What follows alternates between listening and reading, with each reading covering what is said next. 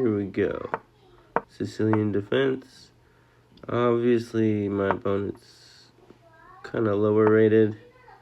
Otherwise, he wouldn't be doing this. But it's interesting that he includes c3. Still, he goes for the idea of giving away his better bishop. But here we go. Yep, we trade it off, and I play e6, which is inaccurate. But I think it's still okay. Alright, now he's cut his queen off from going back to e2, where it supports the e4 pawn and is out of danger. Whereas here, she immediately gets hit with d5.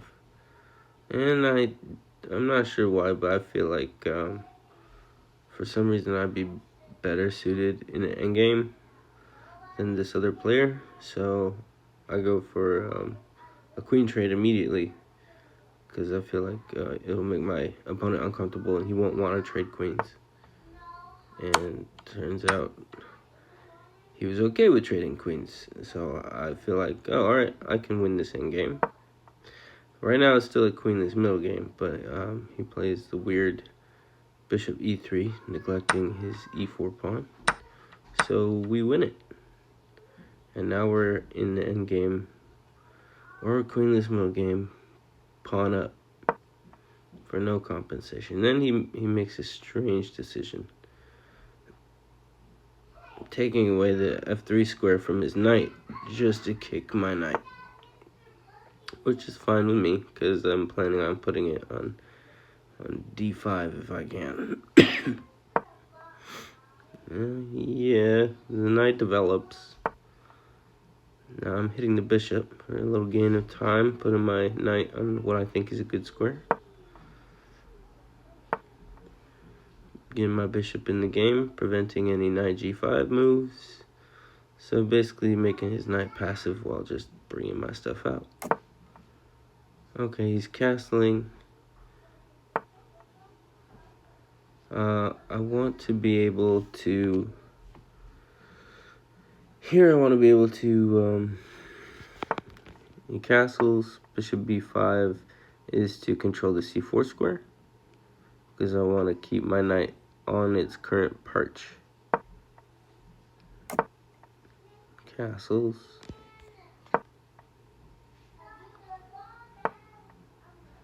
Now I'm planning on playing c4, try and cement this bishop in. I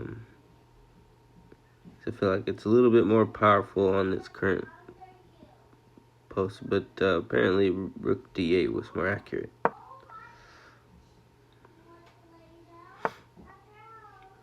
Okay, I've planted the bishop. I considered bishop c2 just to get the rook off the open file, but I felt like this was fine. Bishop g3. Okay, so I'm trying to get in a knight e3 somehow, and my opponent allows it. So knight e3. And then he makes what I would call a blunder. Fork. I didn't actually need to play this. I probably could have.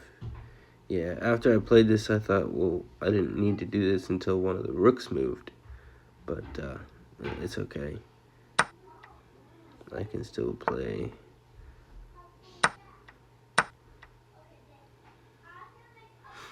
Okay, why f5 here?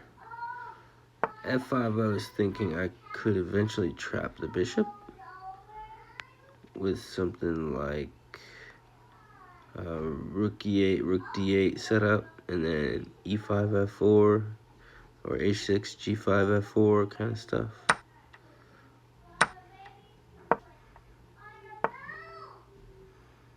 Defending my pawn. Now he's attacking my rook.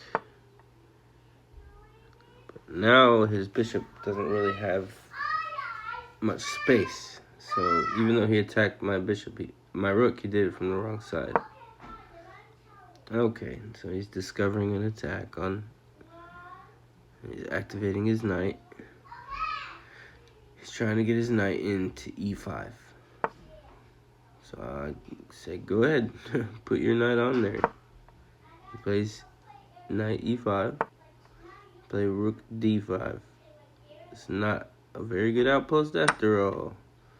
Now he takes, which I thought was interesting. Yeah, you just move the bishop out of the threat, and now the knight becomes pinned. And I moved it to a square that would control a couple of the knight's attempts at escaping, especially the f4. Yeah, he plays best move, freeing their knight while protecting the rook. I played g5, trying to attack the bishop, protecting the knight. The knight's protecting the rook. It's all dominoes if it breaks from here. He plays rook takes d5, which is the best, because if he tries to defend his bishop or knight, he ends up getting rook takes rook, and then pawn takes bishop. Okay. Now, for some reason, I knew that bishop g3 and f4 was a thing. I wasn't actually expecting it, but I was expecting this knight move. So the computer obviously thinks that it's better to put the bishop on g3 first and then play this. I don't know why. Maybe we can look at it, but yeah, okay. I just took the bishop. Okay, now his knight's in trouble anyway. Okay, his knight's safe. Threatening to checkmate. He brings the king back to defend the knight. Okay, now I'm attacking his pawns, and I know I can get my rook to b2, which will keep the king in, and attack the a2 pawn. Okay, I should have played rook b2 here, probably. Rook b2 check. Win the a pawn. Now the knight can't come in. Check. Forking the knight and pawn. Okay, he defends his knight by moving it away. I take away the e3 square from the knight. He takes my pawn. I attack his knight. He's attacking my pawn. I've captured the free knight. Now I should be winning. I just have to be very careful not to let these pawns promote. I'll even sacrifice a rook if I have to, because I can win the king pawn endgame. Okay, the c pawn is doomed. So he tries to promote the b pawn, which is sensible. Take it. Now here's the crazy part. We play check. Now the king has to move on to the b file. And once he does, we play king d7, taking away the king's escape squares and not allowing it to move out of the way to promote the pawn. So he tries to get his other pawns into the action. And resigns. All I'm going to do is promote a pawn to a queen in a few moves, and then bring it into c8 and checkmate. Or I guess maybe a6 is checkmate too.